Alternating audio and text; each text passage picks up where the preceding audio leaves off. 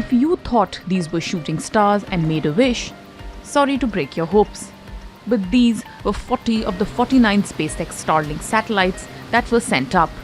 The satellites, which shot off to space on February 3, were damaged in a geomagnetic storm, as a result of which they burned and crashed when they re-entered Earth's atmosphere.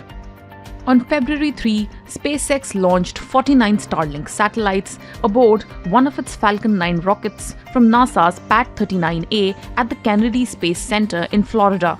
A day later, a geomagnetic storm above Earth increased the density of the atmosphere, dooming most of that batch of satellites.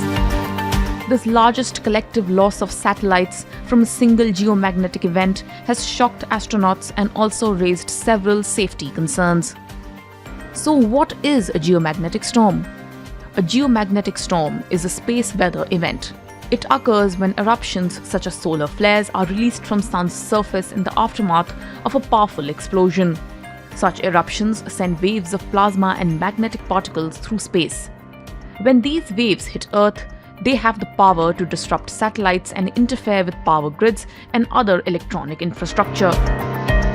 How were Starlink's satellites impacted by this geostorm? When the solar flares from the geostorm reached Earth, Starlink's satellites were placed at their initial orbit, which is 210 kilometers above Earth, to carry out final checks before flying them into space. The geomagnetic storm on February 4 caused the atmosphere to warm up, which increased the atmospheric friction against the motion of satellites up to 50% higher than previous launches.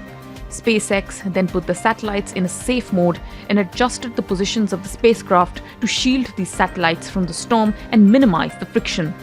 Despite such efforts, 40 of those satellites were damaged, as a result of which they could not be lifted into their higher operational orbits. These satellites then re-entered the Earth's atmosphere on February 7 and were burnt up in the process. What were these Starlink satellites intended for? Elon Musk's SpaceX, which recently developed a network of satellites called Starlink. Starlink has developed with the objective of providing low-cost internet to remote locations. It aims to solve the problem of sending internet signals through electric cables, which must be physically laid.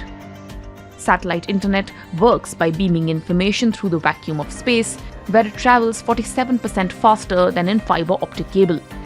By being closer to our planet and networking together, Starlink's satellites are meant to carry large amounts of information rapidly to any point on Earth, even over the oceans and in extremely hard-to-reach places where fiber optic cables would be impossible or expensive to lay down.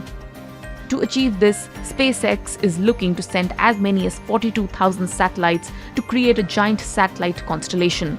The plan to launch a satellite internet was first proposed by SpaceX in January 2015.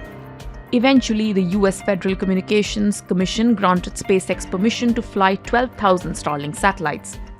Musk is, however, not giving up and has already filed paperwork with an international regulator to loft up to 30,000 additional satellites. SpaceX then went on to launch its first two Starlink test crafts, named Tintin A and Tintin B, in February 2018, and the mission was a success.